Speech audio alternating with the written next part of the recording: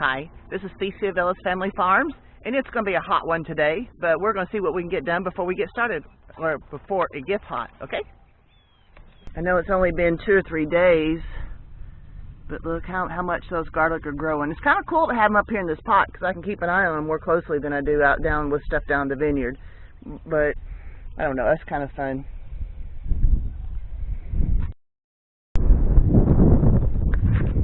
And speaking of the vineyard, my very first buds. It's not on all of the vines, but I got a few of them. It's a little bit early, but you know what? That's life. It's been an early spring. Obviously, I haven't weeded, but this is my asparagus bed, one of my asparagus beds down the vineyard. And I got 2 or 3, like 1, 2, 3, 4 asparagus. Oh, no, there's a 5th one. I'm sure there's more whenever I get it weeded. But, yep, they're coming up. These are those onions, the tops that I cut a couple of days ago. And they're crunchy, but not crunchy enough. So I'm probably going to leave them for another day. But they are getting there, and that's cool.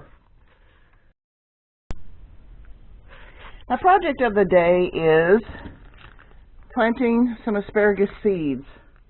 And I have not had luck with them in the past, but I haven't had luck in the past with a lot of things, so why not try again anyway? So that's what I'm going to do, the asparagus seeds. I've got my soil in here because I'm doing the little bitty soil blocks. And I've got my soil in here soaking up some water.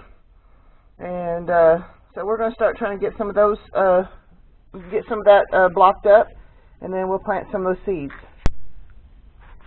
Not quite as much light in here as I like, and I probably should do this outside where there's more light to accommodate you guys, but with the wind blowing, I don't want to lose any seeds.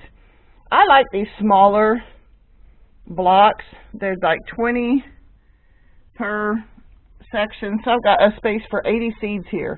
And because I don't always have a lot of luck sprouting seeds for various reasons, I'm actually doing much better this year for a variety of reasons, but I like starting with these, that way I'm not using a whole bunch of soil and I'm not wasting all the space, because space is something I do not have when it comes to planting.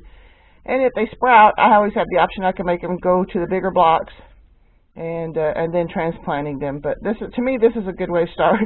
Unfortunately, I have not used the bigger blocks yet because, like I said, on the broccoli, those are going to end up going into the ground instead of 2 bigger blocks.